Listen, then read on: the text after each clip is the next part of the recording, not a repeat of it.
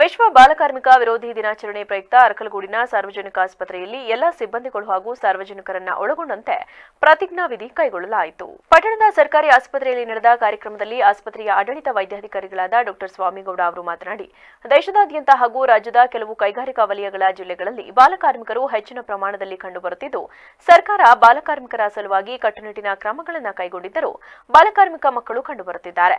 ಇನ್ನು ಕಟ್ಟುನಿಟ್ಟಿನ ನಿಯಮಗಳನ್ನು ಜಾರಿಗೊಳಿಸಬೇಕು ಎಂದರು.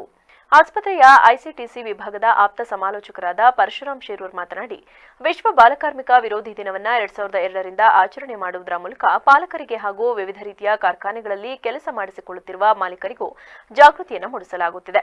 ಆದರೂ ಇನ್ನೂ ಬಾಲಕಾರ್ಮಿಕ ಪದ್ಧತಿಯನ್ನ ಸಂಪೂರ್ಣವಾಗಿ ತಡೆಯಲು ಸಾಧ್ಯವಾಗಿಲ್ಲ. ಹಾಗಾಗಿ ಮಕ್ಕಳನ್ನ ಬಾಲಕಾರ್ಮಿಕರನ್ನಾಗಿ ದುಡಿಸಿಕೊಳ್ಳುವಂತಹ ಮಾಲೀಕರ ಮೇಲೆ ಕಟ್ಟುನಿಟ್ಟಿನ ಕಠಿಣ ಕ್ರಮ ಕೈಗೊಳ್ಳಬೇಕು ಎಂದು ಹಾಗೂ ದಂಡವನ್ನು ವಿಧಿಸಬೇಕು ಎಂದರು. ಜೂನ್ 12ರಂದು ವಿಶ್ವ ಬಾಲಕಾರ್ಮಿಕರ ವಿರೋಧಿ ದಿನಾಚರಣೆಯನ್ನು ಆಚರಣೆ ಮಾಡ್ತಾ ಬಂದಿದ್ದೀವಿ.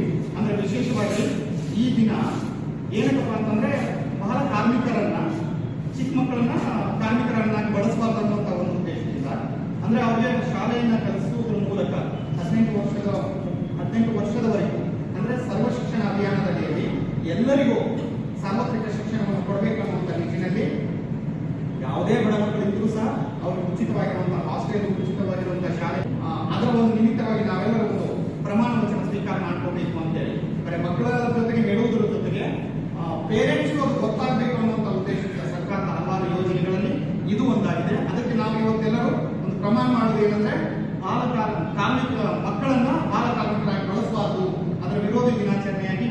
ಕಾರ್ಯಕ್ರಮದಲ್ಲಿ ಆಸ್ಪತ್ರೆಯ ಸಹಾಯಕ ಆಡಳಿತಾಧಿಕಾರಿ ಶ್ರೀಕಂಠ, ಸೂಪರಿಂಟೆಂಡೆಂಟ್ ಲೋಕೇಶ್, ಕ್ಷೇತ್ರ ಆರೋಗ್ಯ ಶಿಕ್ಷಣಾಧಿಕಾರಿ ಪರಮೇಶ್, ಹಿರಿಯ ಪ್ರಯೋಗಶಾಲಾ ತಂತ್ರಜ್ಞ ಯೋಗಾಚಾರಿ, ಹಿರಿಯ ಶುಶ್ರೂಷಕ ಅಧಿಕಾರಿ ಚಂದ್ರಮತಿ, ಆಶಾ ಸೇರಿದಂತೆ ಇತರರು ಭಾಗವಹಿಸಿದರು.